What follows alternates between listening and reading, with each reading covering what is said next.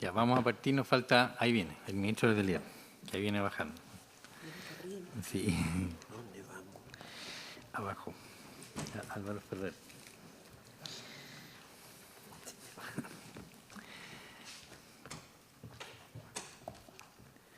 Reiniciamos entonces la sesión por el Consejo Evangélico de Lota, por el Centro Cristiano para la Familia y por la Fundación Me Comprometo. Expone Álvaro Ferrer, hasta por 30 minutos. Tiene la palabra. Muchas gracias, señor presidente. Con la venia de su señoría excelentísima y en representación de las instituciones que usted, señor presidente, acaba de nombrar, paso a desarrollar esta exposición. El plan de la exposición es muy sencillo. Quiero refutar los principales fundamentos del informe del Gobierno, por el cual se plantean objeciones a los requerimientos parlamentarios, tanto presentados por un número de senadores como un número de diputados, y en base a esa refutación fundamentar la inconstitucionalidad de este proyecto de ley. Para eso lo que haré es centrarme en 13 puntos, todos los cuales provienen de ese informe, pero que, insisto, constituyen las premisas del mismo proyecto de ley. Algunas son cuestiones meramente fácticas y otras son derechamente jurídicas, y tanto de unas como de otras pretendo hacer un comentario estrictamente argumentativo. En primer lugar, dice el proyecto de ley que se ha tramitado con amplio debate, gran participación y que cuenta con un gran apoyo ciudadano. Esa tesis es absolutamente irrelevante. Este Tribunal Constitucional debe resolver sobre la compatibilidad del proyecto de ley con la Constitución Política de la República y no simplemente constatar que una determinada cantidad asegura simplemente esa cualidad. El segundo punto, se dice, como si esto fuera final y suficiente, que en Chile ya se realizan abortos. Es completamente insuficiente. De ese antecedente no se sigue y menos se prueba que los abortos clandestinos que ocurren en nuestro país obedezcan a estas tres causales. No existe fundamentación en ese sentido. Y aunque así fuera, tampoco se sigue que el resultado, es decir, el proyecto de ley, sea conforme a la Constitución. En tercer lugar, dice el informe que, según los requirentes, tanto diputados como senadores, este proyecto de ley legalizaría el aborto libre. Eso es falso. Lo que dicen los requirentes, tanto diputados como senadores, es que este proyecto de ley lo que hace es legalizar y legitimar el aborto directo, no el aborto libre. Es decir, aquella conducta que de manera deliberada intenta y provoca directamente la muerte del que está por nacer. Eso es lo que contienen las tres causales del artículo 1, número 1 del proyecto de ley, que constituye el nuevo artículo 119 del Código Sanitario. En cuarto lugar, se dice que este proyecto de ley solo alza la prohibición penal de la interrupción del embarazo. Nuevamente, eso es falso. Lo que realmente hace este proyecto de ley no es una mera despenalización, sin perjuicio que esto será desarrollado con mayor detalle por otros especialistas. Lo que dice este proyecto de ley, se ve claramente reflejado en el nuevo artículo 344 del Código Penal, es que la mujer comete el delito de aborto si lo causa o consiente en que se lo causen fuera de los casos permitidos en la ley. Es decir, lo que hace este proyecto de ley es permitir y no simplemente despenalizar por la vía de la atipicidad o la excusa legal absolutoria o la exculpación de la conducta. Enseguida, ¿qué más hace este proyecto de ley? Elimina la prohibición sanitaria, deroga el actual artículo 119 del Código Sanitario, que, como bien sabe su señoría excelentísima, prohíbe la ejecución de toda acción cuyo fin sea provocar un aborto. Y en tercer lugar, ¿qué hace este proyecto de ley? Establecer una serie de regulaciones que establecen una prestación de salud exigible por la mujer que se encuentre en las tres causales para así poder realizar el aborto directo, sea respecto de privados o instituciones privadas o incluso instituciones públicas, exigiéndoles la realización de la conducta. Por tanto, no solo se permite la realización de la conducta, sino que incluso se le impone a terceros, sean públicos o privados, salvo los casos de objeción de conciencia que están muy limitados. En quinto lugar, se dice que el proyecto de ley permite la interrupción voluntaria del embarazo en condiciones de seguridad sanitaria y de dignidad para la mujer. Esto constituye, su señoría excelentísima, una gran petición de principio, puesto que esto supone la legitimidad y la constitucionalidad de la conducta que autoriza y manda realizar este proyecto de ley. Para esto se dan una serie de razones por las cuales esta condición de dignidad y seguridad sanitaria sería imprescindible. Y la verdad es que ninguna de estas razones, que son todas de orden práctico o de coherencia en la lógica del derecho penal, son suficientes para asegurar solamente por ellas, la constitucionalidad de este proyecto de ley. Por poner algún ejemplo, se dice que si no se establece esta prestación de salud que permite a la mujer acceder en condiciones de seguridad y dignidad a la realización del aborto directo, sencillamente tendría que recurrir al mercado negro. O los facultativos que colaboren con la realización de la conducta estarían realizando una conducta ilícita. Incluso terceros se podrían oponer a ella arguyendo de legítima defensa. Si se fijan, argumentativamente lo que hay acá es un razonamiento circular. Dice así: el establecimiento de estas prestaciones de salud implica resolver estos problemas prácticos y a su vez la solución de los problemas prácticos requieren el establecimiento de esta prestación de salud. La premisa que lleva a la conclusión, eso no es un razonamiento coherente.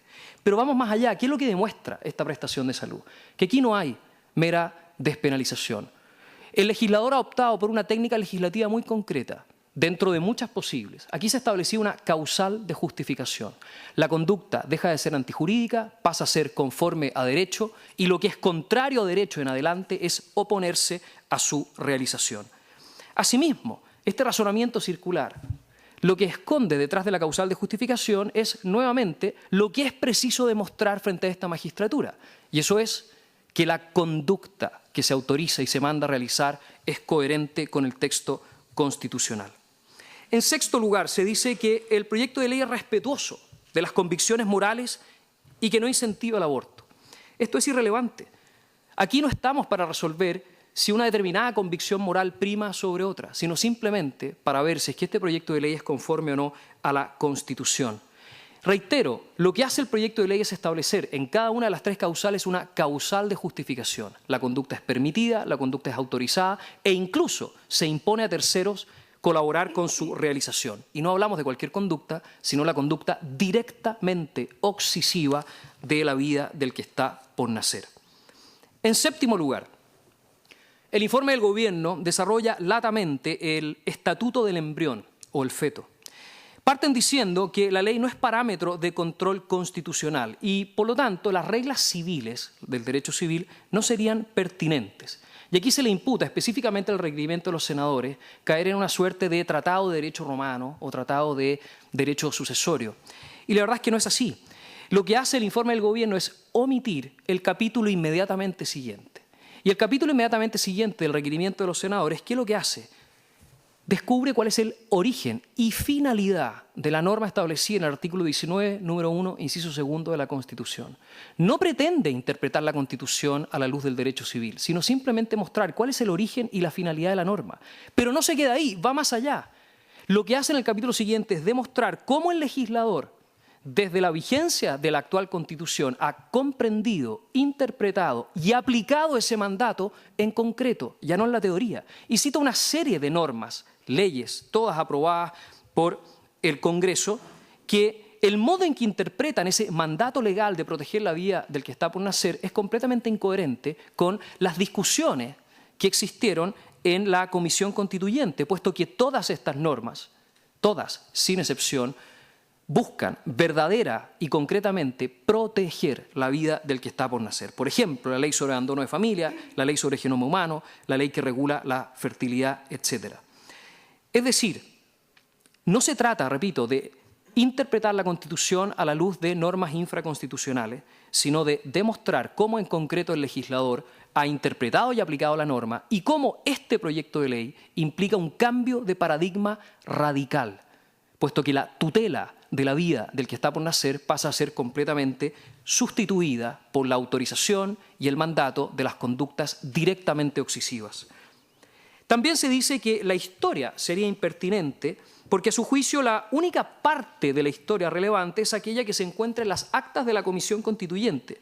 Lo primero que salta a la vista es lo que, en palabras del profesor Javier Couso, podríamos llamar un problema performativo. Es decir, los mismos que niegan en gran medida toda validez y legitimidad al actual texto constitucional en razón de su origen, curiosamente se amparan en ese origen para fundamentar la legitimidad de cada uno de sus argumentos. Lo que hacen en concreto es tomar solamente una escena de una película mucho más grande y mucho más amplia. ¿Y cuál es la conclusión? muy sencilla. Las discrepancias que hayan surgido en la Comisión Constituyente, es decir, en una comisión asesora, no permiten concluir que la actual Constitución autoriza al legislador a decidir cualquier cosa cuando hablamos de proteger la vida del que está por nacer. Es decir, hay límites constitucionales y eso es lo que el requerimiento de los senadores denomina la delimitación de la competencia legislativa. En octavo lugar, dicen el Gobierno y el proyecto de ley, que se ampara en las mismas razones, que la Constitución permite al legislador determinar el medio de protección de la vida del que está por nacer. Dice, al efecto, que el legislador tiene amplio espacio para discrecionalidad y así determinar los modos de protección y para ponderar entre la protección de la vida del que está por nacer y otros derechos. El legislador tiene una competencia regulatoria general. Pues bien, se puede conceder ese antecedente, sin embargo, la consecuencia de ese razonamiento no. Porque del hecho que exista, y por cierto que existe esa competencia regulatoria general, no se sigue la inexistencia de límites constitucionales para ejercerla conforme a la Constitución. Basta referirse a los artículos 6, 7 y 19, número 26 de la Constitución. Es decir, no basta alegar que existe una competencia general para que el ejercicio de esa competencia legislativa sea conforme a la Constitución. El deber de proteger la vida del que está por nacer tiene límites. Es un límite para la competencia legislativa. Y ese límite no es muy difícil de entenderlo. No basta solo aquí acudir al significado natural y obvio del verbo rector del precepto constitucional. El verbo rector es proteger. Podemos interpretarlo a la luz de la historia, pero no solo de la historia pasada y un capítulo de ella, las divergencias en las actas de la Comisión Constituyente, de toda la historia y la larguísima tradición jurídica de la cual todos nosotros somos descendientes. Ese verbo rector no se interpreta de cualquier manera. Ese verbo rector no puede interpretarse en el sentido exactamente contrario. Es decir, proteger no equivale desde ningún punto de vista a la autorización y mucho menos al mandato de aquellas conductas que desprotegen del modo más radical, es decir, privando al que está por nacer de su vida. Y su vida no es una cosa separada y distinta, la vida es el viviente, no hay distinción real entre uno y otro. Por eso es que permitir, autorizar y mandar, como hace este proyecto de ley a través de una causal de justificación, aquellos actos que directamente privan al que está por nacer de su vida es transgredir los límites de la competencia legislativa en esta materia y así transgredir el artículo 19, número 1, inciso segundo. Esto es lo que los requirentes llaman, y con justa razón, el mínimo negativo de la competencia legislativa. Es decir, se pueden hacer muchas cosas para proteger al que está por nacer, pero hay un mínimo que se debe respetar a todo evento para que el texto constitucional tenga algún sentido. Ese mínimo implica, repito, que no se puede bajo ninguna circunstancia, por extremas que sean, como las que contempla este proyecto de ley en 3 causales, no se puede, repito, bajo ninguna circunstancia, transgredir ese mínimo. No se pueden autorizar, ni mucho menos mandar los actos directamente obsesivos respecto de el que está por nacer. Si bien, por lo tanto, los requirentes dicen que la ley que protege al que está por nacer no puede ser la misma que lo desproteja, esto refiere exclusivamente a ese mínimo negativo y no a cualquier posible limitación que se siga, por ejemplo, de la regulación de otro derecho. Déjenme poner un ejemplo. Es cierto que la protección del honor puede verse afectada mediante la regulación de la libertad de expresión. Evidente, se quiere proteger el honor, pero regulando otro derecho se lo puede desproteger, se lo puede limitar. Pero lo que es completamente insensato es que la ley que se dicta para proteger el honor sea la misma que elimina ese derecho. Y ese es el problema que tenemos frente a nosotros, ese es el problema que esta magistratura debe resolver.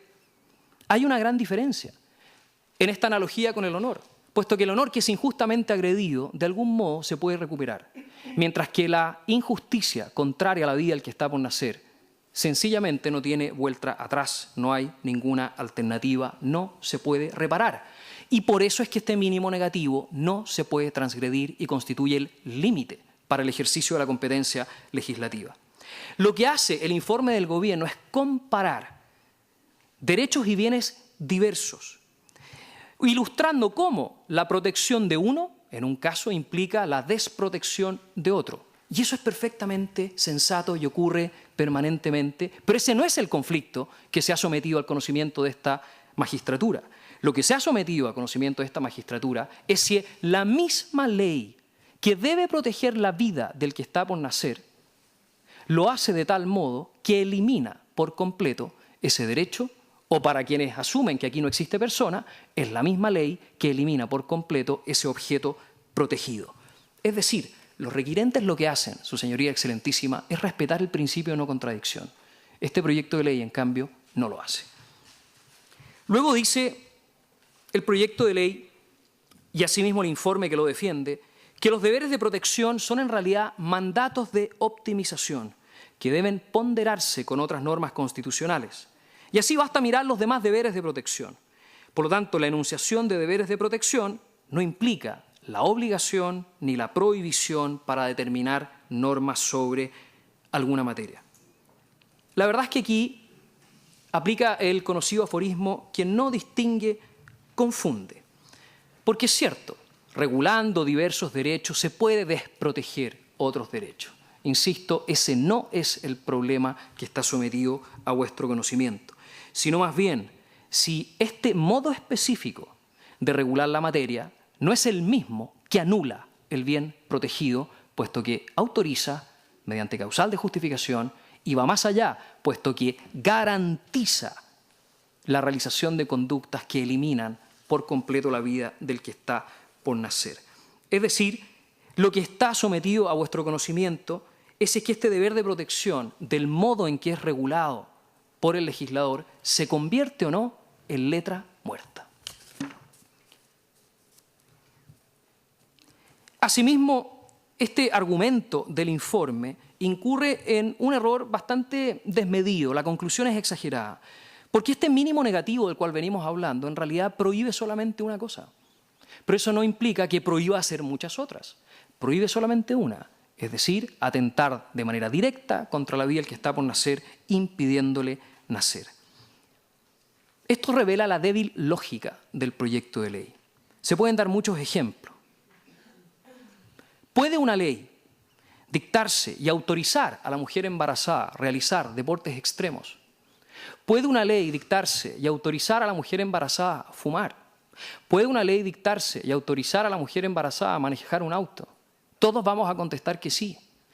No porque mediante esas leyes, y por lo tanto el ejercicio de la potestad legislativa que regula estas materias, no exista un riesgo indirecto para la vida del que está por nacer. Claro que existe ese riesgo indirecto, pero el objetivo directo de esas leyes no es privar de su vida al que está por nacer. Ahí está la falsa analogía en la cual incurre permanentemente el informe del gobierno, y es la falsa analogía que subyace a este proyecto de ley. Luego se dice que el deber de protección no obliga a penalizar, que el derecho penal es ultima ratio, y es cierto. Pero de ese antecedente no se sigue que el modo en que este proyecto de ley regula la materia sea conforme a la Constitución.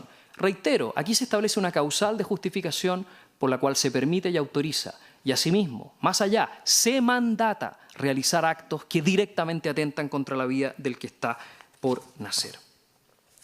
También se dice, se arguye más bien, que la Constitución Política de la República es compatible con diversas soluciones legislativas. Por ejemplo, en Chile habría existido el aborto terapéutico hasta 1989 y la reforma del artículo 119 del Código Sanitario de entonces no buscó adecuarse a un nuevo texto constitucional. De nuevo, lo que hacen aquí es tomar solamente una parte de la historia, puesto que si vamos a la historia fidedigna, completa, de la Ley 18.826, veremos que gran parte de quienes intervinieron en ella sí estimaban que era necesario adecuar el artículo 119 del Código Sanitario a la nueva Constitución que establecía este mandato de proteger la vida del que está por nacer. Por último, del hecho que la Constitución admita diversas soluciones, no se sigue que esta solución sea compatible con la Constitución por el cambio de paradigma que ya he explicado.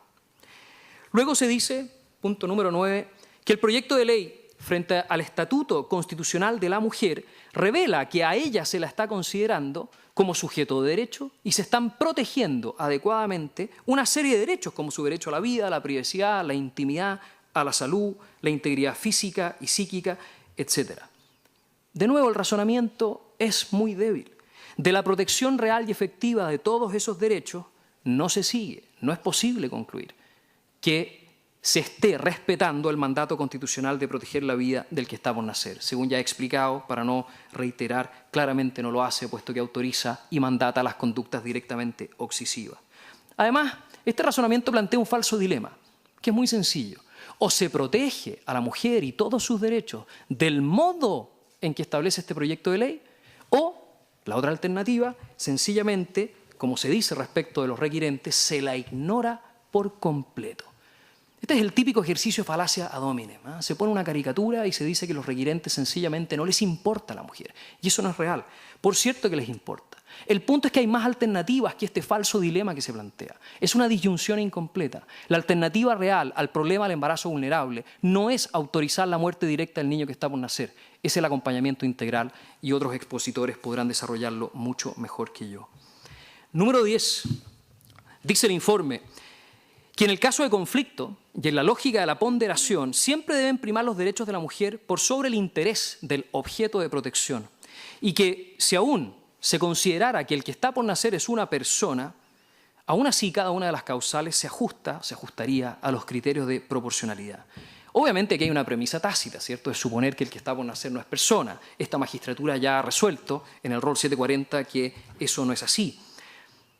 Pero además hay una petición de principio, puesto que previo a realizar cualquier examen de proporcionalidad, previo a analizar el test de razonabilidad, hay que dilucidar si el legislador ha actuado dentro de su competencia. Aquí se está confundiendo la competencia legislativa con su ejercicio. El ejercicio estaría bien, puesto que se han cumplido los criterios del test de proporcionalidad o razonabilidad. Cuidado, hay que ir en orden. Primero veamos si el legislador ha actuado dentro de su competencia y si eso está cumplido, entonces recién es razonable analizar si se cumplen o no los criterios de la proporcionalidad. Pues bien, los requirentes sostienen, y reafirmo lo que ellos sostienen, que el legislador tiene competencia legislativa para regular la vida y la protección de la vida del que está por nacer, sin duda, pero no tiene competencia para transgredir el mínimo negativo que existe a este respecto. Dicho de otro modo, no es la Constitución la que tiene que subordinarse al test de proporcionalidad. Es el test de proporcionalidad el que debe subordinarse a la Constitución. Reitero, no es lógico confundir la competencia con el modo de ejercerla. Con todo, si aquí se considera que efectivamente el legislador ha actuado dentro de su competencia, los requirentes dicen, y suscribo lo que dicen, que la ley en realidad, este proyecto de ley, no realiza ponderación alguna. Lo que hace es establecer una jerarquía en abstracto y a priori, según la cual cada vez, siempre, sin excepción, que se acredite una de las tres causales, mediando la voluntad de la mujer, la vida del que está por nacer será suprimida, eliminada, terminada por completo. No hay ponderación. Por último, y en tercer lugar, si se sostuviera que aquí sí hay ponderación, esta resulta, por la razón que acabo de decir, completamente desproporcionada. Es decir, no supera el test de proporcionalidad, puesto que falla la proporcionalidad en sentido estricto. ¿Y por qué? Puesto que la discrecionalidad del legislador no es, y perdonen la expresión coloquial, no es chipe libre. Hay límites. La habilitación para decidir el grado de protección es incompatible con aquel grado que importa suprimir por completo esa misma protección, es decir, el mínimo negativo de la competencia legislativa. Número 11. Se dice que se prevén medios para proteger la vida del que está por nacer. Por ejemplo, la acreditación de la causal, la información que se le debe dar a la mujer, el programa de acompañamiento, los plazos que establece la tercera causal en caso de violación. De nuevo, petición de principio. Todas estas supuestas medidas de protección suponen algo previo, que es lo que debe resolverse, es decir, la legitimidad, la constitucionalidad de la conducta que autoriza y mandata realizar este proyecto de ley. Con todo, según lo que ya he explicado, estamos hablando de aborto directo, es decir, de la conducta directamente obsesiva, lo que directamente se intenta, aquello sobre lo cual se delibera, aquello que se elige y en definitiva se realiza, no es otra cosa sino privar de su vida al que está por nacer, cualquiera sean las circunstancias, cualquiera sea la intención remota que motiva ese actuar. Por eso hablar de medidas de protección, cuando se está autorizando previamente el aborto directo, parece en realidad una broma de mal gusto. Consideraciones finales. Hay que tener, a mi juicio, Su Señoría Excelentísima, mucho cuidado con caer en una lógica un poquito maniquea, que los que sostienen algo son necesariamente los buenos y los que sostienen lo contrario son necesariamente los malos. Aquí efectivamente estamos frente a situaciones dramáticas, nadie lo niega y nadie lo discute. Es necesario proteger los derechos de la mujer, pero asimismo también es necesario y obligatorio proteger la vida del que está por nacer. Pero hay una tercera alternativa que es necesaria recordar. Hay que proteger el Estado de Derecho, hay que proteger el principio de juridicidad, hay que proteger el principio de legalidad, hay que proteger el que toda institución, toda persona, todo grupo, todos los órganos del Estado y, por cierto, el legislador dentro de ellos, sometan su actuar a la Constitución y a las normas dictadas conforme a ella. Es decir, el fin no justifica los medios. La seria y noble intención de abordar el problema del embarazo vulnerable no justifica hacerlo al margen del texto constitucional. Por eso es que los requerimientos, tanto de los diputados como de los senadores, en realidad no versan sobre una suerte de discrepancia de mérito legislativo, es decir, sobre lo que el legislador pudo haber hecho pero no hizo. No, ambos versan sobre lo que hizo, sobre este proyecto de ley que se sustenta en un modelo de indicaciones basadas en la causal de justificación, sobre este proyecto de ley que en cuanto establece causales de justificación autoriza, permite y mandata realizar las conductas directamente obsesivas y por lo tanto versa en concreto sobre si aquello es o no conforme al mandato constitucional de proteger la vida del que está por nacer. Bajo esa premisa, concedamos todos los argumentos de los defensores del proyecto, es decir, concedamos el proyecto de ley. Concedamos que el aborto clandestino se funda en las 3 causales, cosa que no está aprobada. Concedamos que Chile es uno de los 6 países en el mundo que criminalizan toda forma de aborto, cosa que es falsa. Concedamos que existe un derecho al aborto en el derecho internacional, que el soft law es derecho vinculante, cosa que también es falsa. Finalmente digamos que no hay persona que no tiene derecho a la vida y que aunque lo fuera, el ejercicio de ponderación ha sido realizado de manera correcta. Es decir, concedamos todo. Vamos entonces a la última línea. ¿Qué es lo que queda? Y lo hago en base a preguntas. ¿Esta ley protege o desprotege la vida del que está por nacer? Lo desprotege. Y si lo desprotege, ¿lo hace de un modo compatible con el mandato constitucional o contrario a él? Es decir, ¿esta ley autoriza riesgos indirectos respecto de la vida del que está por nacer? ¿O autoriza y manda el atentado directo contra la vida del que está por nacer? ¿Dispone entonces esta ley, asumiendo que es un atentado directo, un modo competente del legislador de regular la materia? No, transgrede el famoso mínimo negativo. Es imposible proteger la vida permitiendo y mandando destruir la vida. Alguna de las 3 causales permite y manda la realización de alguna conducta distinta del atentado directo sobre la vida del que está por nacer. No.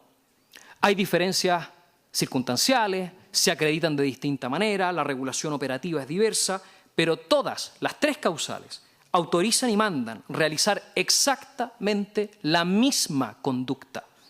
Por lo tanto, todas constituyen un atentado directo, todas vulneran el mandato protector, todas son inconstitucionales. Luego no existe razón ni lógica, ni jurídica, ni moral para distinguir entre las causales. Entonces, ¿qué queda del mandato constitucional de proteger la vida del que está por nacer, una vez que se autorizan y mandatan, como hace este proyecto de ley, los actos directamente obsesivos? ¿Qué queda? Nada. Una vez que se transgrede este mínimo negativo, el mandato no tiene sentido. Esto es un problema estrictamente lógico. Sabemos que si se permite lo más, con razón o con mayor razón, a fortiori, se permite lo menos.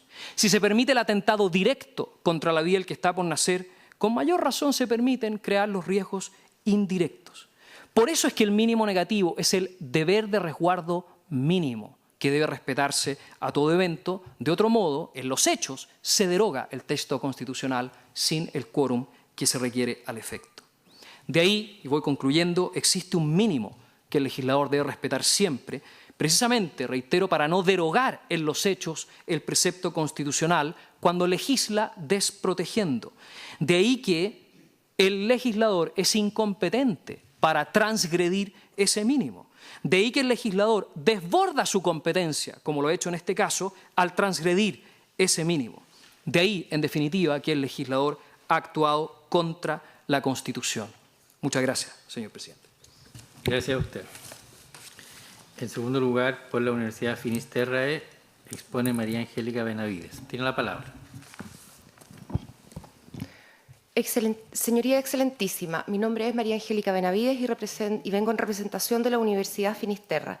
Atendido el poco tiempo que tenemos, solamente abordaré un resumen selectivo del informe en Derecho acompañado por la parte requirente, Cámara de Diputados, y elaborado por un grupo de profesores. Es relativo al fallo de la Corte Interamericana de Derechos Humanos Artavia contra Costa Rica y su incidencia en el recurso de constitucionalidad que se conoce ahora.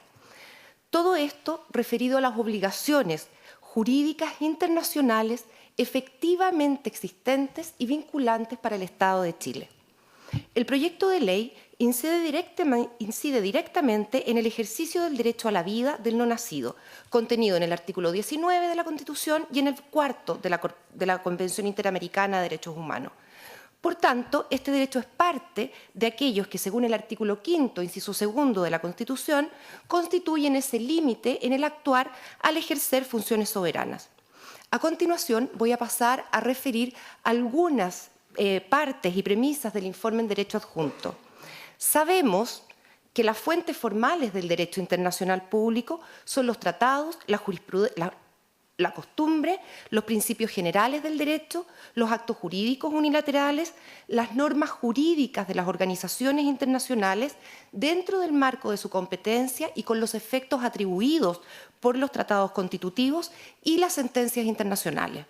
Estas últimas son fuente formal del derecho, pero solo para aquellos estados que han participado en el juicio y para ese caso concreto.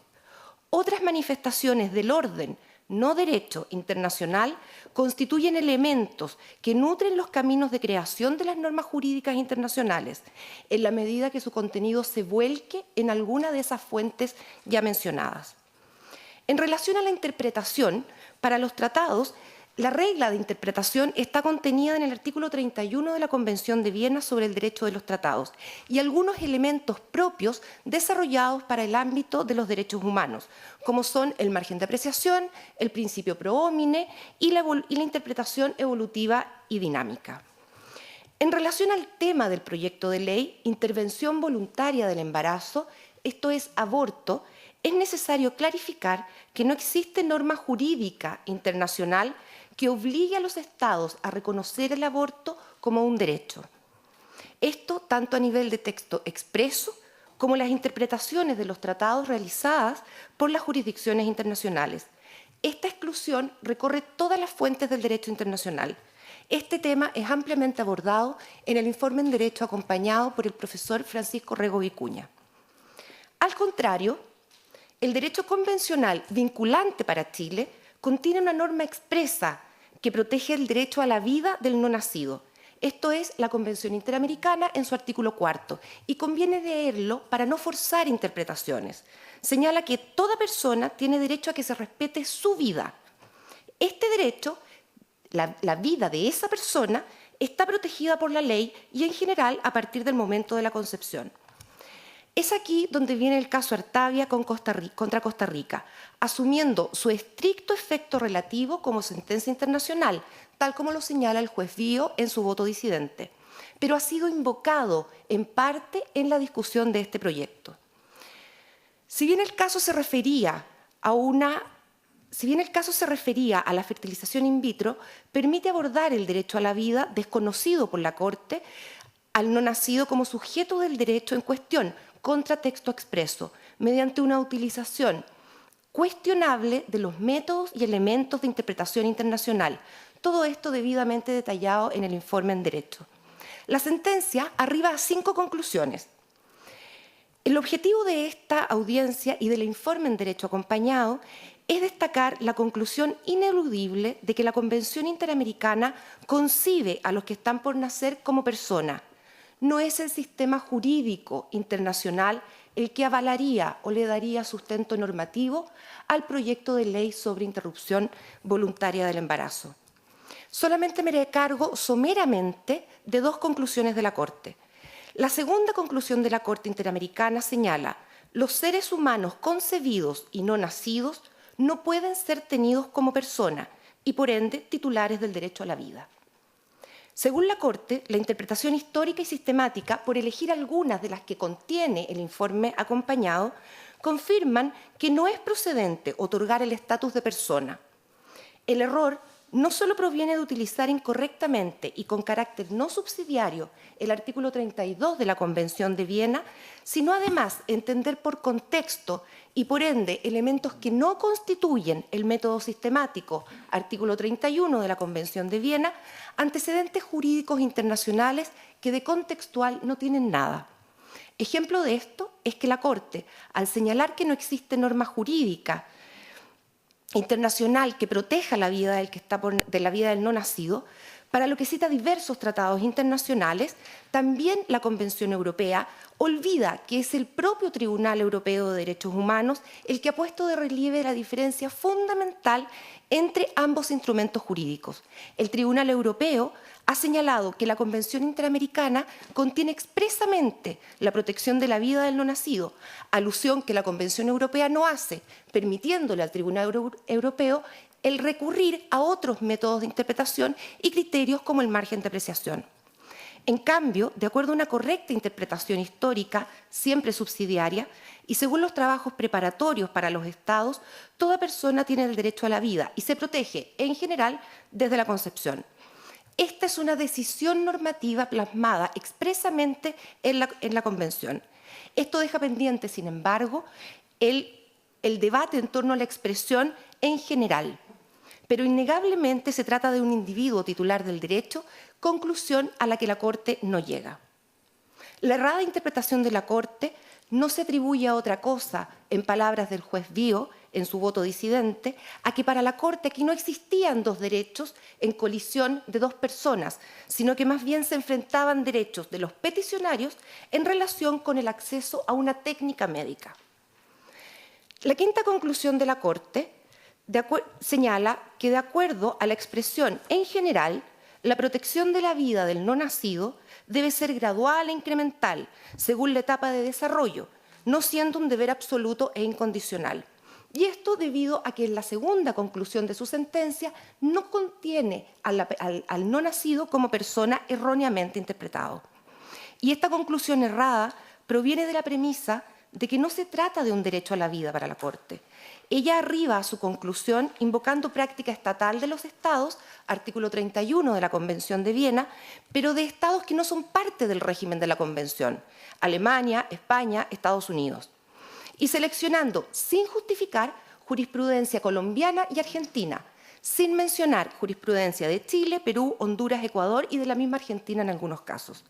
Ahora bien, la cláusula en general se encuentra inserta en el mandato al Estado de que la protección del derecho ha de realizarse por ley y, en general, desde la concepción. En otras palabras, el no nacido debe ser tenido a todo evento como titular del derecho, aun si la Convención permite, no mandata ni obliga excepciones, a que la legislación doméstica configure algunas, pero siempre compatibles con el mandato de protección de la propia Convención por texto expreso y el carácter de persona titular del derecho de no nacido. ¿Qué exige esa compatibilidad? Que la ley no puede permitir jamás privaciones arbitrarias de la vida. Las excepciones deben ser consideradas en términos estrictamente restrictivos.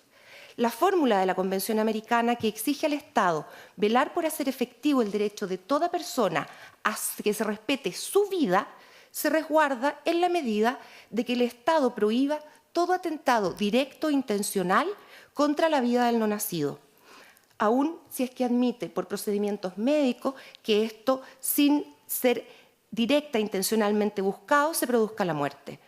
A modo de conclusión, y todo esto muy profundizado y detallado el informe en derecho acompañado por los requirentes, podemos decir, en primer lugar, que desde el derecho internacional no existe una norma jurídica que constituya al aborto como un derecho.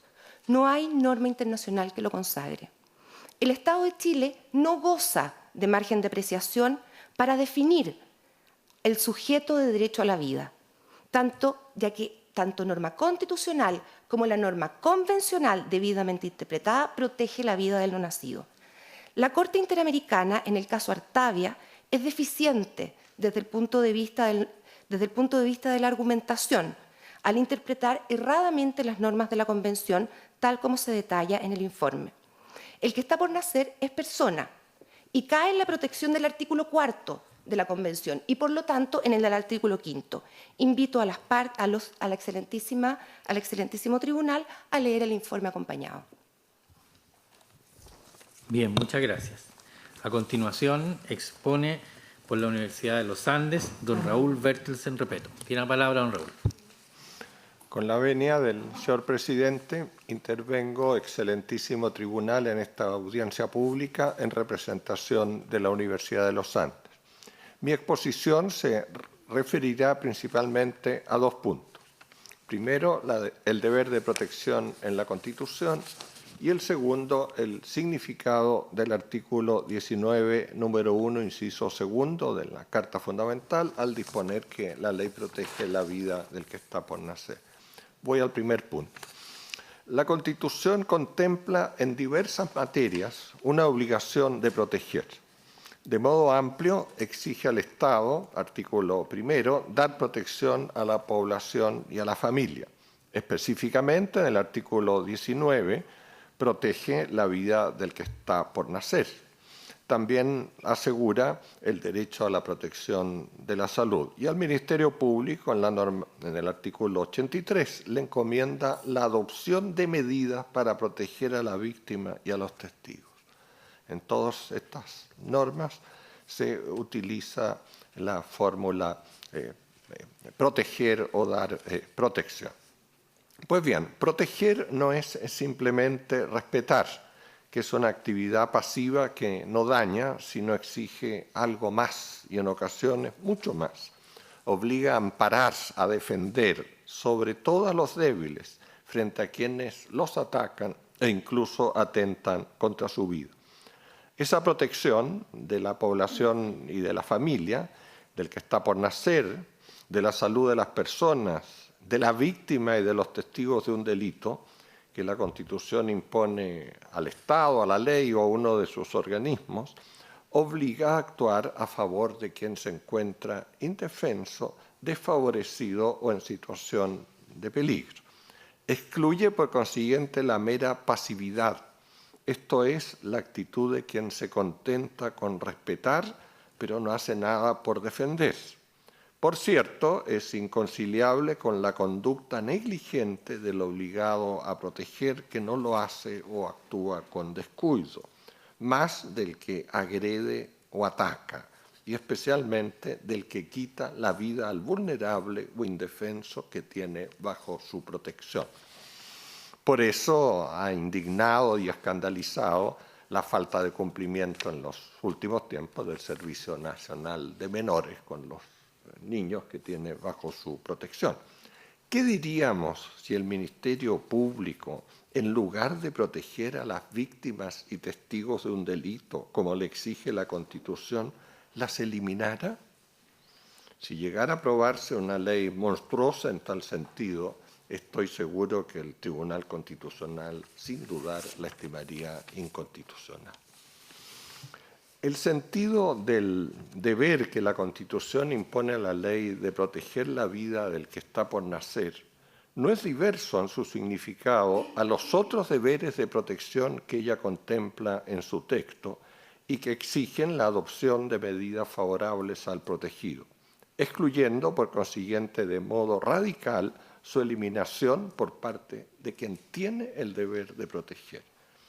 El origen de la norma, como es sabido, se encuentra en el artículo 75 del Código Civil, que después de establecer que la ley protege la vida del que está por nacer, añade, explicitando su contenido, que el juez, en consecuencia, tomará a petición de cualquiera persona o de oficio todas las providencias que le parezcan convenientes para proteger la existencia del no nacido, siempre que crea que de algún modo peligra. Este artículo 75 del Código de Bello es, por cierto, una disposición que excluye el aborto.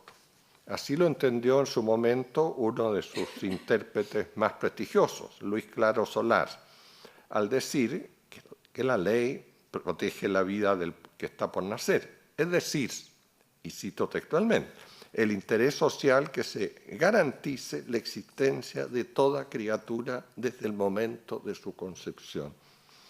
Los delitos, así como todos los hechos indirectos que pudieran poner en peligro su existencia, son castigados o prevenidos cuidadosamente.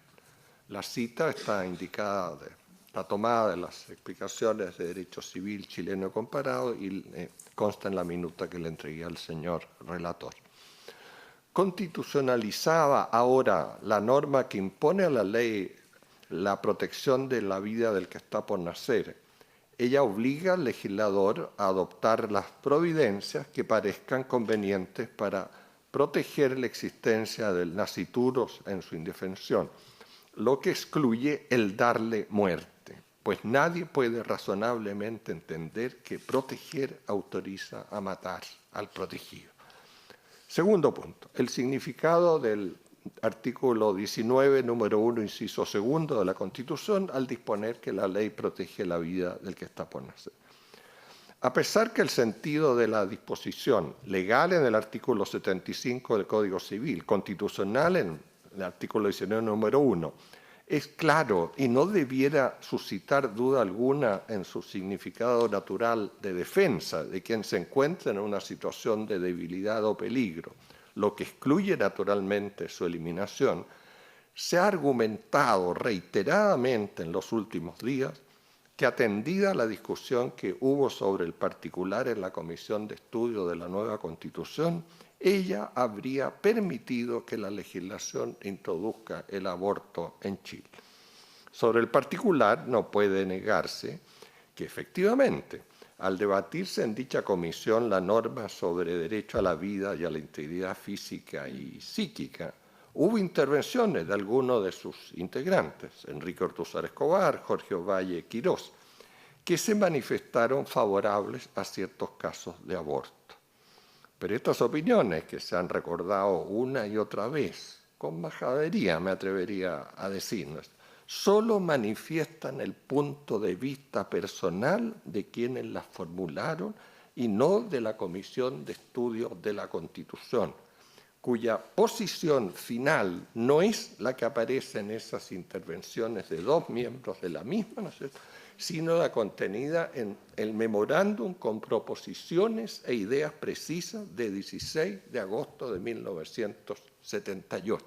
Allí está el pensamiento final de la comisión. Bien sabe quien les habla que lo que dije en su momento en la comisión de estudio muchas veces no se le hizo caso, sino los tribunales del Poder Judicial conocerían el contencioso administrativo y no habría leyes penales en blanco. Ahora bien, este documento, el memorando con proposiciones e ideas precisas, después de indicar las razones por las cuales se reconoce el derecho a la vida, ¿no es cierto?, señaló en la materia que nos interesa y que cito textualmente. La consideración del derecho a la vida llevó a la Comisión la necesidad de abocarse a dos problemas de suyo delicados y trascendentes, como son la vida del que está por nacer y la pena de muerte.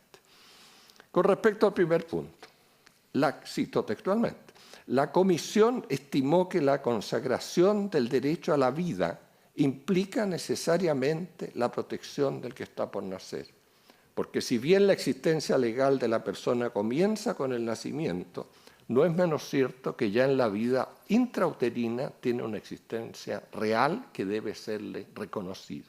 Se constitucionaliza así un principio que por lo demás contempla nuestro Código Civil. Ahora bien, este texto, que es el que aprobó finalmente la Comisión, no es el que su presidente, Enrique Ortúzar Escobar, propuso en el borrador de informe final. En ese borrador que Enrique Ortúzar propuso y que fue rechazado por la Comisión de Estudios en la sesión 407 de 9 de agosto de 1978, en la cual yo participé con mi voto en contra para rechazar la propuesta de Enrique Ortúzar, que admitía en el informe final que el texto constitucional permitía el caso de aborto terapéutico. Esa proposición fue rechazada. La posición final de la Constitución no es la que individualmente sostuvieron Enrique Ortúzar y Jorge Ovalle, sino la que la Comisión en su informe final, que he citado y que está publicado en la revista chilena de Derecho, sostuvo. No sé. Concluyo entonces, no cabe duda alguna que la Comisión de Estudio de la Constitución, lejos de admitir la introducción del aborto, como se ha afirmado, excluyó en su informe final la posibilidad de que la ley lo introdujera. Al contrario, como aparece en las proposiciones y ideas precisas, estimó que la consagración del derecho a la vida implica necesariamente la protección del que está por nacer. De ahí que facilitar su muerte, como lo hace el proyecto impugnado ante este excelentísimo tribunal, es inconciliable con el deber constitucional de protección. Proteger no es matar. Muchas gracias.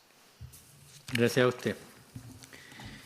Por la Corporación Comunidad y Justicia, por la Fundación Sin Fines de Lucro Coordinadora por la Vida y por la ONG Alma Chile, expone Magdalena Osandón Huiduf. Tiene la palabra. Con la venia del señor presidente, vengo a presentar ante este excelentísimo tribunal consideraciones fundamentalmente de orden penal, que es la materia a la que yo me dedico. Partimos de la idea de que las dramáticas circunstancias a las que alude el proyecto pueden llevar a estimar improcedente o quizás excesiva la imposición de una sanción penal a la mujer embarazada que aborta en un caso concreto. Pero no se puede perder de vista que un aborto, sea penalizado o no sea penalizado, siempre supone la destrucción de la vida de un ser humano. En razón de esto, adquiere especial relevancia que los medios elegidos por el legislador para despenalizar sean los menos lesivos respecto de los derechos comprometidos y que sean proporcionales en sentido estricto. En este contexto, mi presentación va a comenzar por precisar mejor lo que significa la despenalización de una conducta y los mecanismos que pueden servir para estos efectos. Y luego comentaré lo que es la decisión que contiene el proyecto de ley junto a algunas consideraciones sobre su constitucionalidad. De partida, la denominación del proyecto de ley es doblemente ambigua. Por una parte, se habla de la despenalización y por otra, de la despenalización de la interrupción del embarazo en 3 causales. Cuando se habla de despenalización, sin embargo, cuando uno ve el contenido, se puede afirmar que el legislador no se limita a despenalizar. Es decir, despenaliza, pero hace mucho más que despenalizar, pues hace legítima la conducta, ¿ya?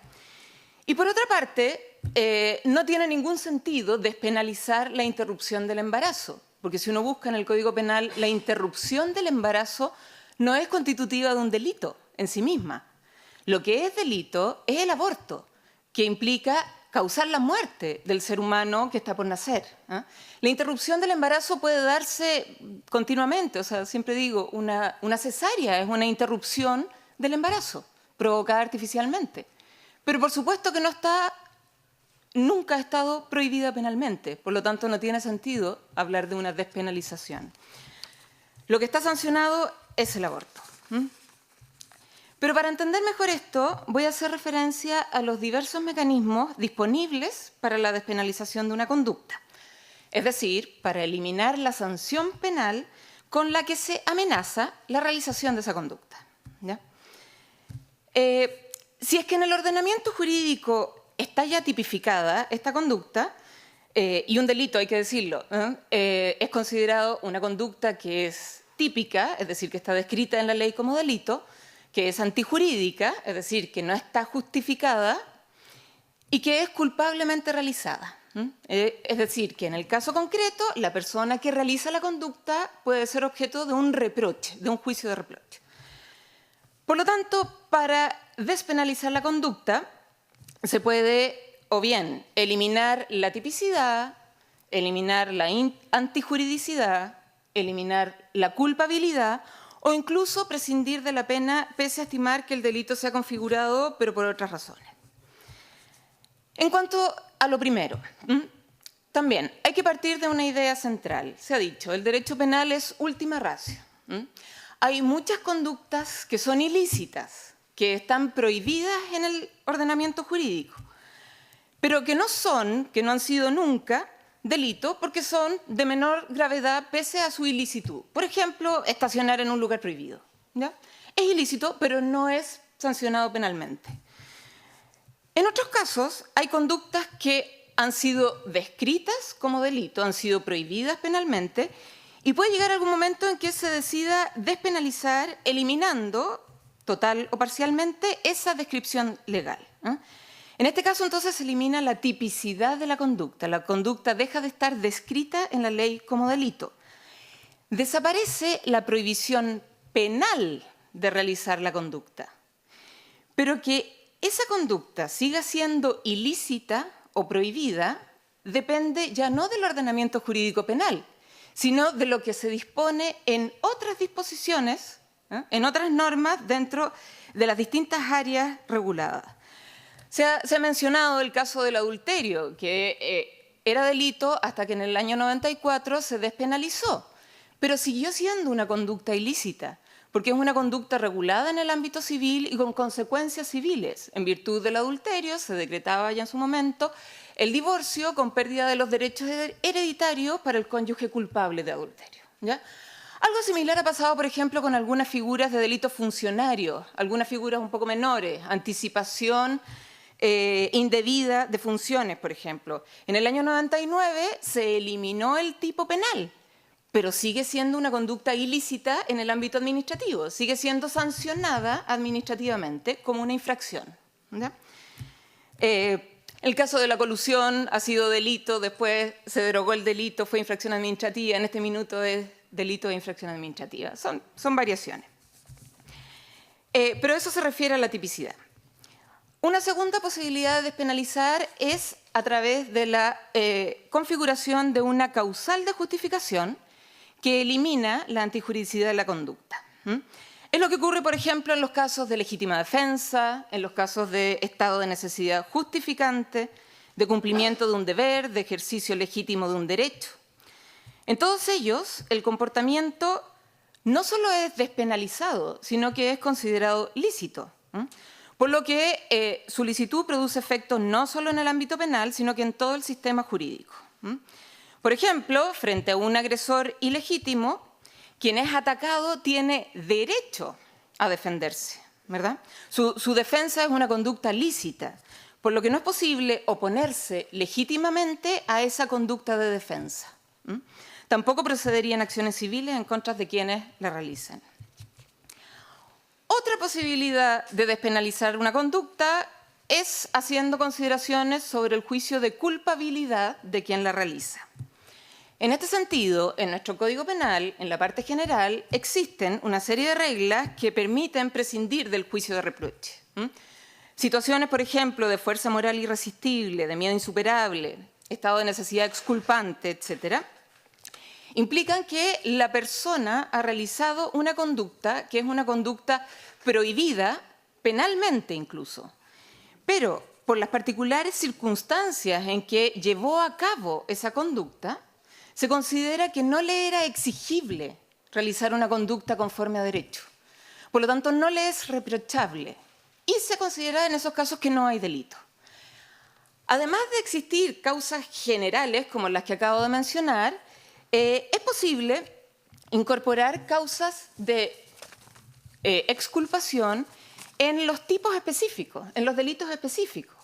Por ejemplo, tenemos en el caso del encubrimiento, se establece que respecto de el cónyuge, el conviviente civil o ciertos parientes que encubren a la persona con quien tienen esta relación, se entiende que ellos no cometen delito, no porque estén realizando una conducta permitida, sino que porque no les es exigible actuar de otra manera, ¿ya? Por último, consideraciones que son ajenas a la infracción delictiva, que son relativas a la conveniencia o no de castigar en ciertos casos, más allá de la configuración del delito, pueden llevar a condicionar o restringir la punibilidad de ciertos delitos, ¿ya? Y eso se realiza por instituciones penales, las condiciones objetivas de punibilidad, las excusas legales absolutorias, o bien procesales, distintos mecanismos para que no se llegue a un juicio condenatorio, ¿no? Acuerdos reparatorios, principio de oportunidad, suspensión del procedimiento o de la pena, entre otros. Ahora bien, de todas estas posibilidades que implican la despenalización de una conducta, la única que necesariamente contiene un juicio sobre su legitimidad y legalidad es el establecimiento de una causa de justificación.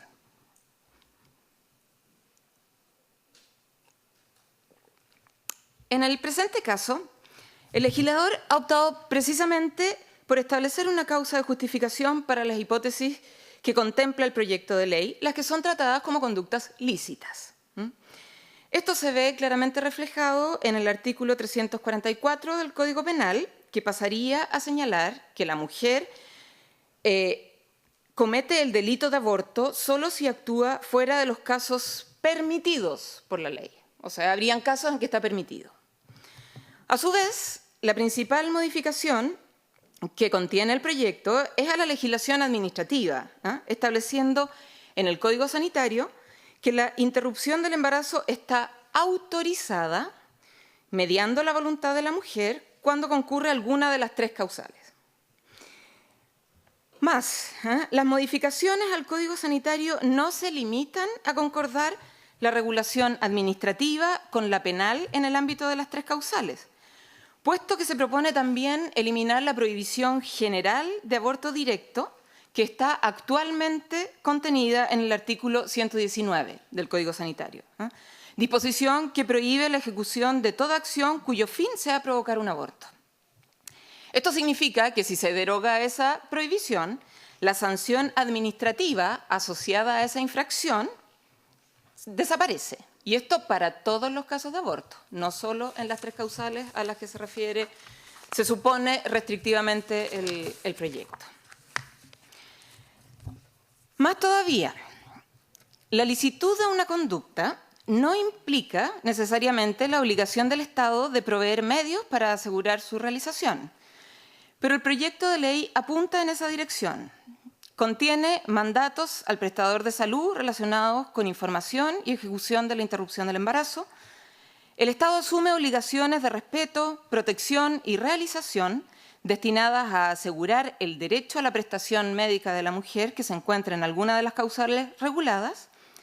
Y se impone asimismo a personas e instituciones privadas el deber de colaborar y contribuir a la satisfacción de esos derechos, salvo que se haya planteado en forma escrita y previa la objeción de conciencia en los términos que establece el proyecto. En resumen, lo que se propone en este proyecto de ley es establecer una causal de justificación que torna lícita la conducta en las hipótesis establecidas, para el ámbito penal y para todo el ordenamiento jurídico. Se consagran derechos y deberes asociados a la interrupción del embarazo en dichas hipótesis y se elimina la prohibición general de aborto a nivel administrativo.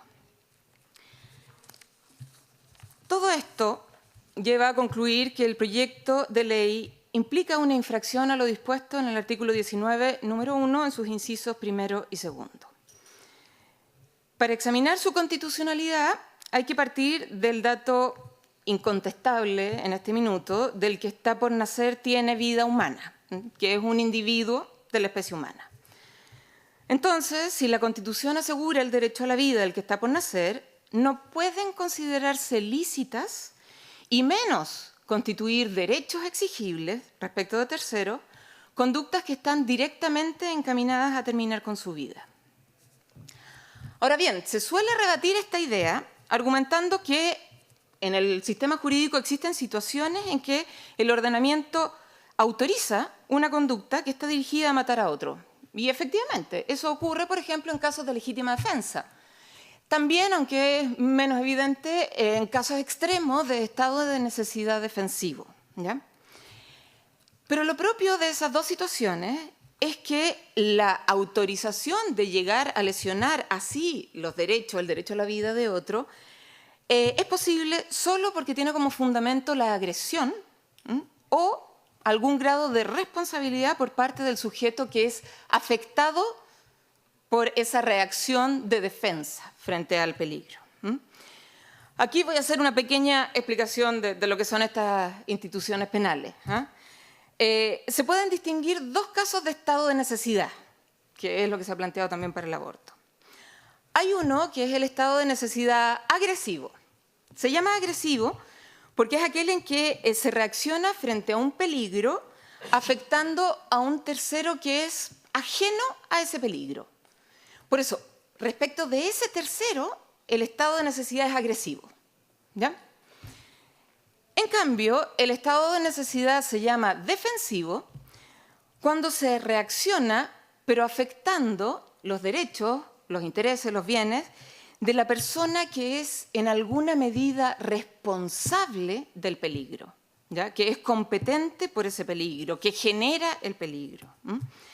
Esta distinción es muy relevante en sus consecuencias, porque en el estado de necesidad agresivo, cuando se afecta a una persona que no tiene ninguna responsabilidad en el hecho, se le puede exigir al afectado que tolere una lesión en sus bienes jurídicos. ¿Por qué? Por el principio de solidaridad con los demás. Se le exige que sea solidario y, por lo tanto, que tolere que se afecten sus derechos para salvar un bien jurídico mayor, mucho mayor. Por eso es que solo se puede autorizar una lesión menor en sus bienes, y aquí la doctrina es absolutamente uniforme en que en ningún caso un estado de necesidad agresivo permitiría autorizar la destrucción de la vida de otro, ¿ya? En la medida en que ese otro es un ser humano inocente. En otras palabras, en la legítima defensa y en esos casos extraordinarios de estado de necesidad defensivo, se puede autorizar una mayor afectación de los bienes jurídicos de otro, pero solo se puede autorizar porque ese otro es el agresor ilegítimo, en el caso de la legítima defensa, o es responsable del peligro, ¿ya? No porque la vida o la propiedad o cualquiera sea el bien afectado del agresor valga menos que la vida del que se defiende, no se hace una ponderación de las vidas, ¿ya? Sino que porque el propio agresor con su conducta se auto-obliga, y el sistema jurídico también lo obliga a soportar la conducta que lo daña, porque él mismo se puso en esa situación, o porque él mismo es en algún modo responsable de la situación de peligro, ¿ya? Entonces, finalmente, las consecuencias de la situación de peligro se le cargan al responsable y no al que sufrió el peligro.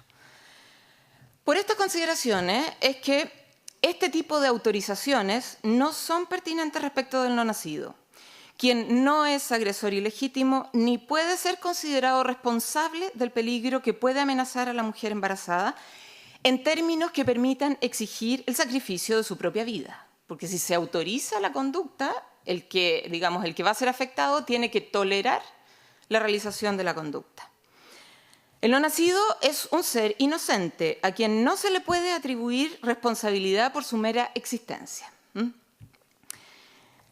suma, aunque en las situaciones reguladas en el proyecto existe una amenaza para los bienes jurídicos de la mujer embarazada, el nascituro no tiene ninguna participación en la generación de esa situación de riesgo.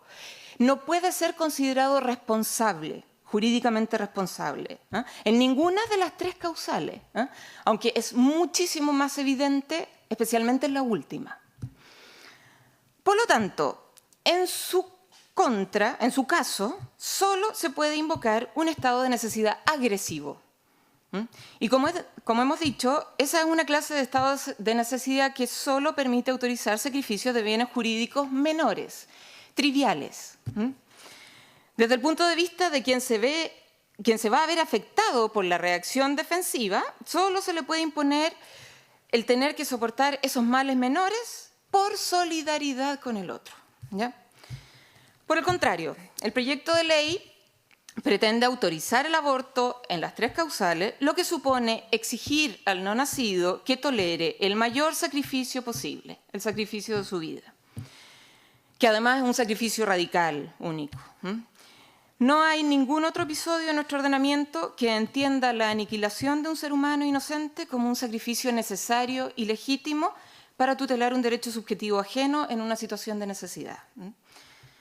Podemos concluir entonces que una causal de justificación que permita matar a un ser humano inocente es contraria a derecho y en específico, especialmente, digamos, al derecho a la vida reconocido en la Constitución. Por otra parte, la protección de la vida del que está por nacer es también encomendada al legislador en el inciso 2 del artículo 19, número 1.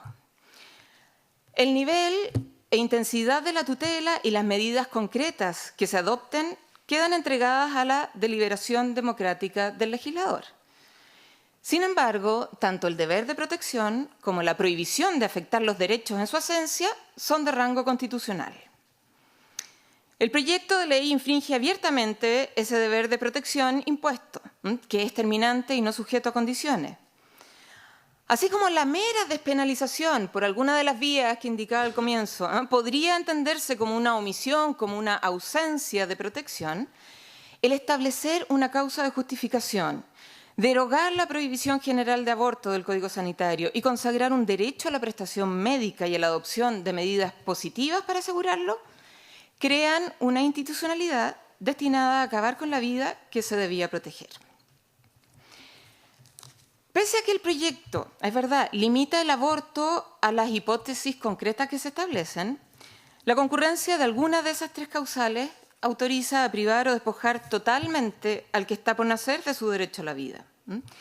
Y el legislador está llamado a proteger la individualidad de cada sujeto, por lo que establecer un derecho al aborto directo, aún en circunstancias restringidas, excepcionales, está afectando el contenido esencial del derecho a la vida de ese ser humano, de ese nasciturus, y constituye un incumplimiento del deber de protección que establece la Constitución. La deferencia razonada y el respeto a las competencias del legislador democrático parten del supuesto de la actuación conforme a la Constitución, la que es fuente de su poder y determina la validez y legitimidad de ese ejercicio. En este sentido, según el test de necesidad o intervención mínima, propio del principio de proporcionalidad, la medida restrictiva debe ser la menos gravosa para el derecho que está en juego, o si existen otras medidas, se debe optar por la alternativa que sea menos dañina para el derecho involucrado. En este contexto, si se pretendía despenalizar ciertas situaciones de aborto y así eliminar el riesgo de sanción penal para la mujer en esos casos críticos, esto se pudo hacer por otros medios. Como ya he dicho, en esas situaciones en que el cumplimiento de un deber es muy difícil, en que el cumplimiento de un deber es incluso heroico, nuestro sistema penal contempla eximentes generales que permiten al juez ponderar en cada caso si era exigible la actuación conforme a derecho. Pero también se podría, en una ley, para evitar esa incertidumbre del caso a caso, de que el juez vaya a decidir si era o no exigible, optar por consagrar una causa de exculpación genérica para, por ejemplo, la mujer que está en las situaciones a las que se refiere el proyecto. Y entonces se elimina todo riesgo de sanción penal respecto de ella. Ahora bien, algunos consideran que esta solución, este despenalizar mediante una exculpación, no resulta operativo. Porque, claro, la exculpación es un juicio individual que no se aplica necesariamente a terceros. Por ejemplo, No se aplica necesariamente a los médicos si no se establece así. Y entonces ellos podrían ser eventualmente sancionados. Y por otra parte se dice que se está obligando a la mujer a recurrir al mercado negro para hacerse un aborto, con el riesgo que eso implica para su vida y la salud. Pero la verdad es que en el fondo estas consideraciones solo se explican si se desconoce el valor de la vida humana, de cada vida humana individual, única, que existe incluso antes de su nacimiento. Porque cada vez que se realiza un aborto, también cuando concurre alguna de las tres causales, se está destruyendo totalmente una vida de valor inconmensurable, como reconoce el mismo mensaje que lo presentó. Autorizar el aborto, entonces, en estos casos, no limita o restringe el derecho a la vida de algunos naciturus, sino que los priva en términos absolutos del contenido esencial de su derecho y de toda tutela jurídica. Por lo que esta nunca podría ser considerada una solución que sea una intervención mínima según un juicio de proporcionalidad. Entonces, en cumplimiento de los mandatos constitucionales, lo cierto es que el legislador no puede resignarse a que se realicen abortos, ni mucho menos colaborar con ellos, ni siquiera cuando se trata de estos casos excepcionales. El legislador tiene que siempre procurar evitar que se realicen los abortos, porque en cada aborto se está afectando radicalmente esto, un bien jurídico, el derecho a la vida de un ser humano. Insisto, el legislador quizás puede renunciar a la sanción penal, pero no a su deber de procurar que no se realice esta conducta. En las situaciones extremas a que se refiere el proyecto, entonces, se deberían considerar todas las medidas que ayuden a eliminar o minimizar al máximo cualquier menoscabo o peligro para los derechos de la mujer. Sí, hay que hacer todo lo posible para que no se afecten los derechos de la mujer, pero sin llegar a la aniquilación de la vida del no nacido. El aborto está tipificado como un delito porque implica matar a un ser humano. En el aborto, lo único seguro es la destrucción de la vida del no nacido, de un bien jurídico especialmente valioso e irrecuperable. Y eso siempre tiene que ser considerado. Por otra parte, se ha dicho en contra de esta solución de la mera exculpación que mantener la ilicitud del aborto, también en situaciones difíciles, había dicho antes, se ve como esta obligación, ¿no?, para la mujer de recurrir al aborto clandestino, ¿no? Pero eso supone como que no existiera otra medida fuera del aborto, ¿no? Como que el aborto va a realizarse sí o no, sí o sí. Y la verdad es que lo que se debería procurar por la ley es dar a la mujer opciones, darle compañía, darle apoyo, darle opciones reales que sean distintas al aborto. Deberían implementarse políticas públicas que tiendan a atenuar o eliminar en lo posible toda afectación de los derechos de la mujer, pero sin despojar de su vida al que está por nacer. Nada de esto se considera en el proyecto. Por el contrario, en él se plantea una renuncia total a la obligación de proteger la vida en los tres casos a los que se refiere. En suma, concluyo, este proyecto de ley debiera ser declarado inconstitucional por este tribunal, pues declarar la licitud e incluso el derecho a que se realice una conducta que está encaminada directamente a provocar un aborto, esto es, a matar a un ser humano completamente inocente, constituye una autorización absolutamente desproporcionada y contradice el específico deber que impone la Constitución de proteger la vida del que está por nacer. Muchas gracias. Gracias a usted. Llegó don Masami Yamamoto. Usted, muy bien.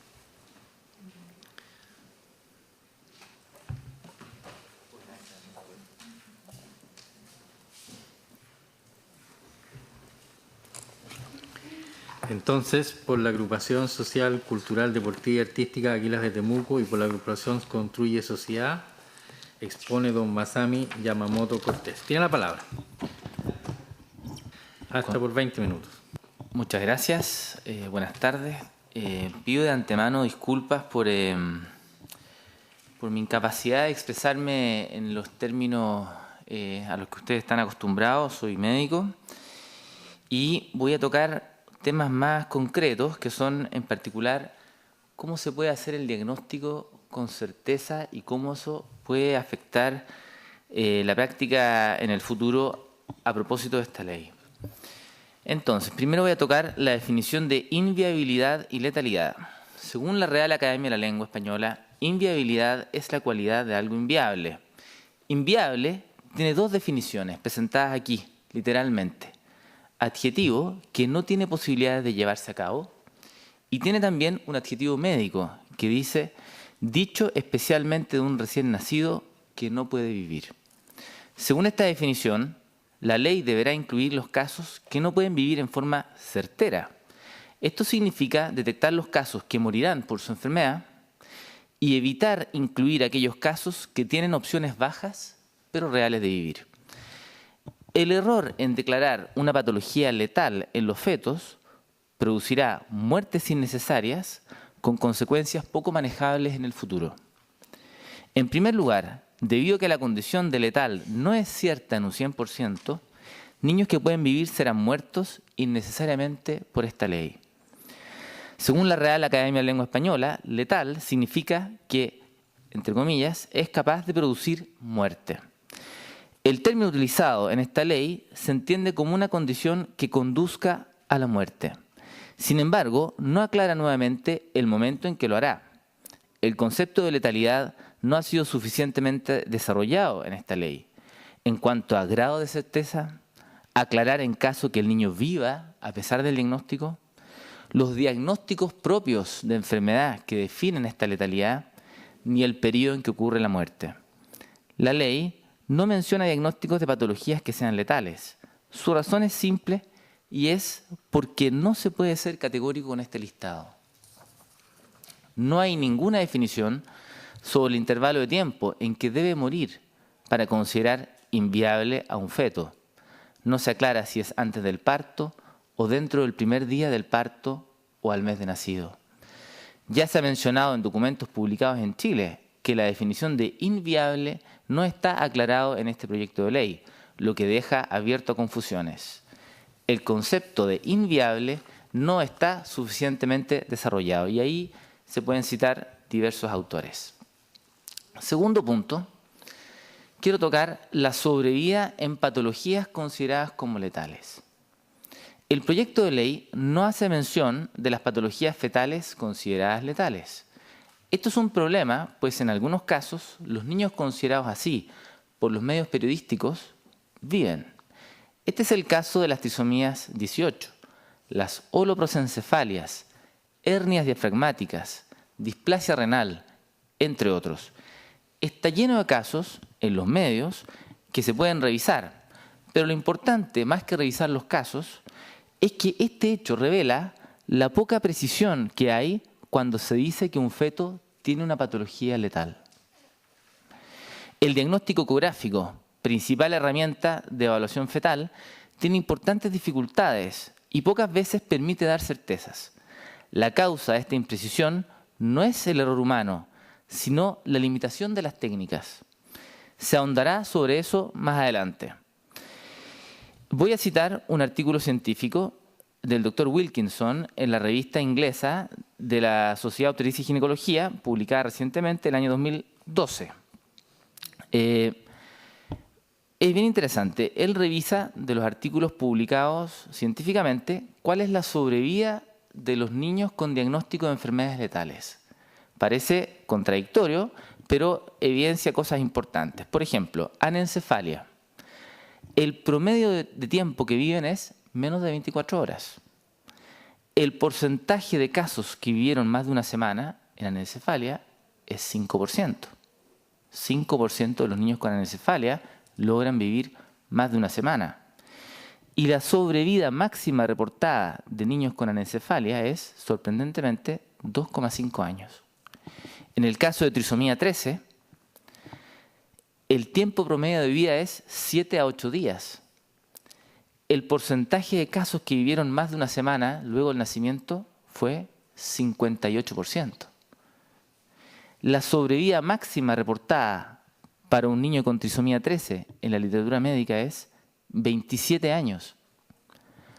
Voy a mencionar ahora la trisomía 18. Promedio de tiempo que viven los niños con trisomía 18, 6 a 14 días. El 52% de ellos vivieron más de una semana. Y la sobrevida máxima reportada de un niño con trisomía 18 es 50 años.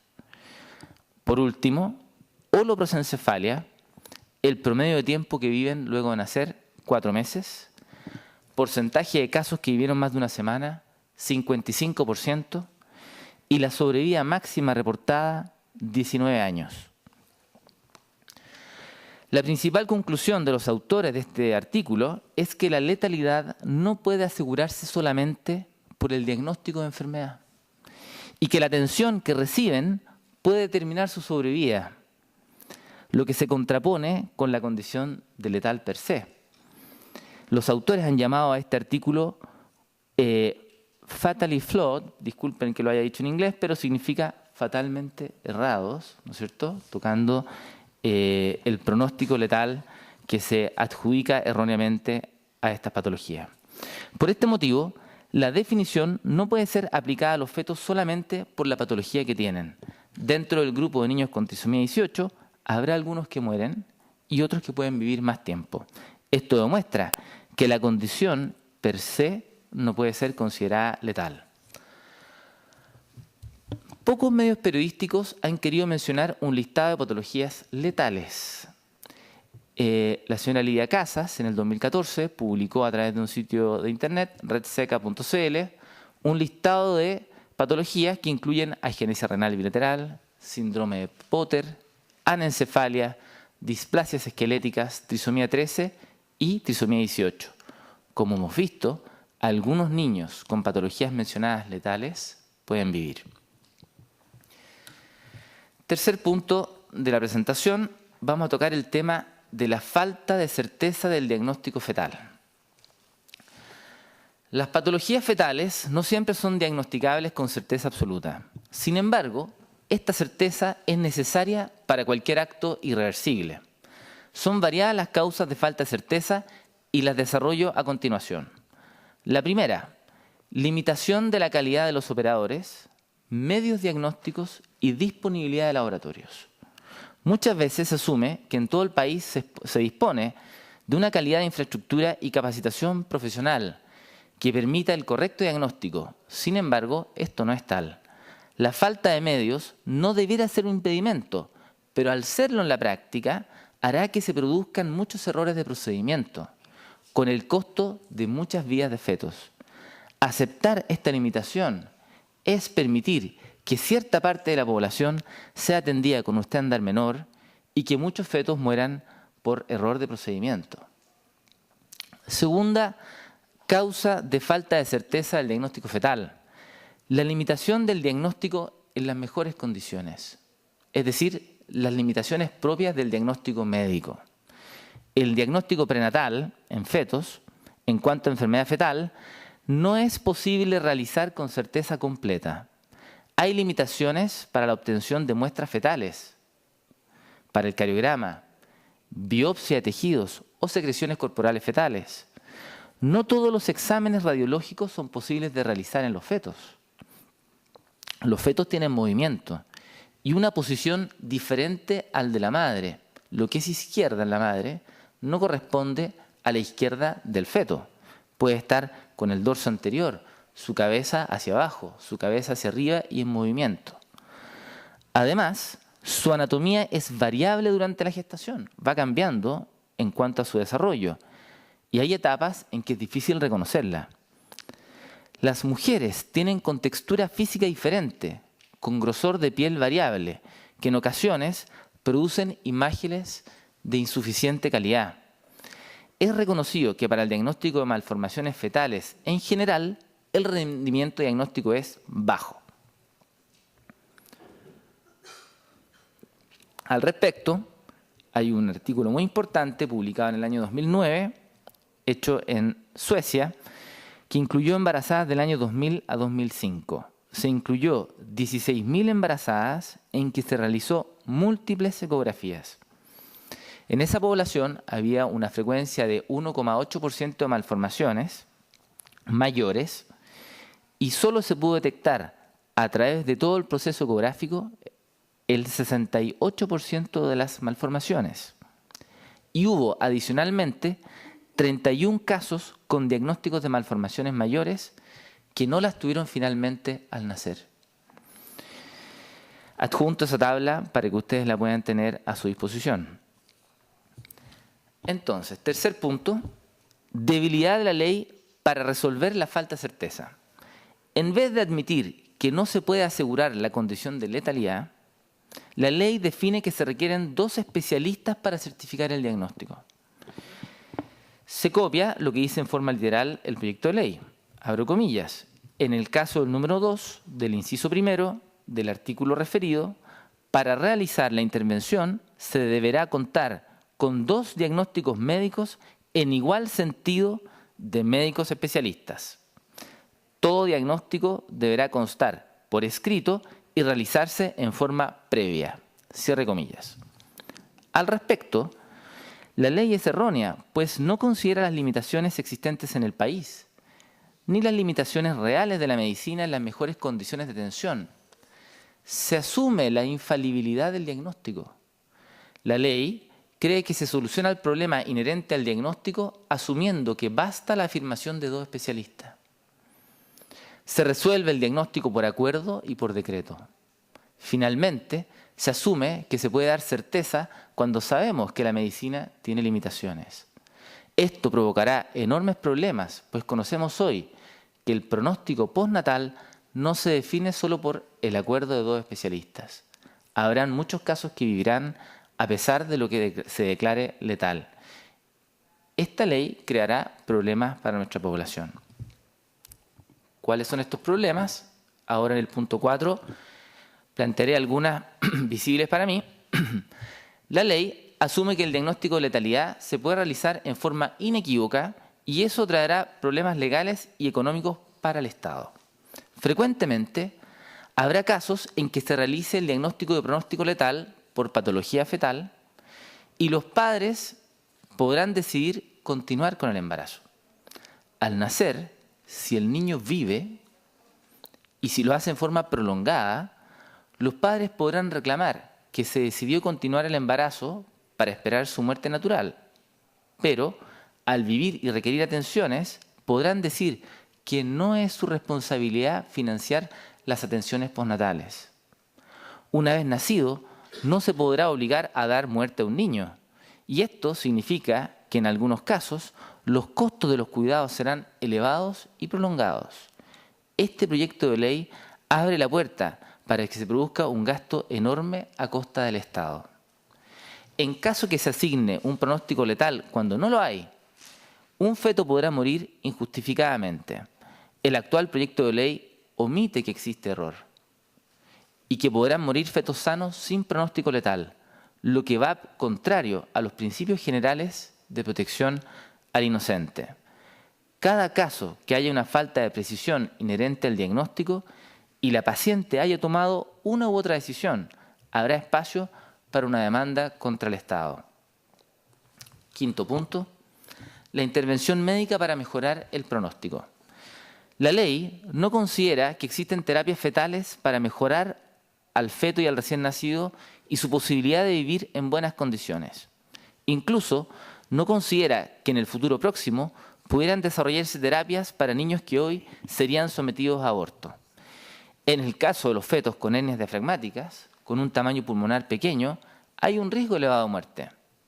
Actualmente existe una terapia en desarrollo en que se mejora la posibilidad de sobrevida de estos niños.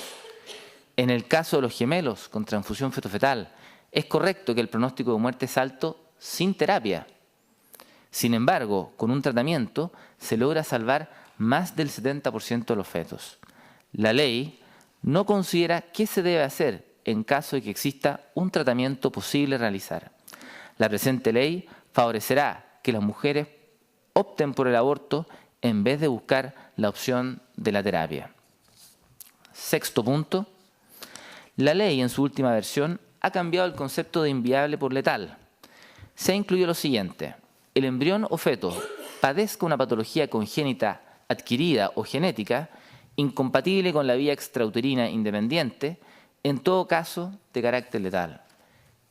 Este cambio se ha debido a lo que se reconoce por todos los críticos de la ley, que lo inviable está mal definido y se presta para vacíos de interpretación legal. Se agrega entonces el concepto de incompatibilidad de la vía extrauterina independiente y el de letal. A pesar del cambio de nomenclatura y los conceptos vertidos en la nueva forma, el problema diagnóstico persiste. La capacidad de diagnosticar una patología letal tiene sus mismas dificultades. No hay capacidad diagnóstica en Chile, ni en las mejores condiciones de equipamiento, ni en las mejores condiciones de capacidad profesional. El diagnóstico no alcanza los niveles de certeza para poder tomar la decisión de abortar. Se repone la argumentación presentada antes. Los casos llamados letales pueden vivir, según lo demostrado. La capacidad diagnóstica de malformaciones en general no supera el 70% y existe sobrediagnóstico de malformaciones. Existe la falta de certeza y la ley permite que mueran niños conociendo que la técnica falla en cerca de 30% de los casos. Séptimo y último punto. Incongruencia de la necesidad de los cuidados paliativos. Se agregó también, abro comillas, en la situación descrita en el número 2 del inciso primero, el prestador de salud proporcionará los cuidados paliativos que el caso exija, tanto si se trata del parto como de la interrupción del embarazo con sobrevivencia del nacido. Cierro comillas. Esta frase en sí demuestra que los autores del proyecto de ley saben que los fetos considerados con el diagnóstico de enfermedades letales pueden vivir. La ley en sí misma tiene deficiencias por contradicción que la hacen incomprensible e inadecuada. Por último, se responsabiliza al prestador lo que es inviable, dados los elevados costos. Agradezco la atención del distinguido tribunal. Concluyo desde la visión de un especialista que la ley no debiera ser aplicada por inconsistencias con la realidad de la práctica, incongruencias internas, elevados costos legales, peligros para el Estado y dificultades futuras para la población. No recomiendo generar un problema mayor a futuro. Muchas gracias. Gracias a usted. Bien, concluimos este bloque. Vamos a hacer un alto hasta las 9:05 de la noche, donde vamos a retomar las exposiciones.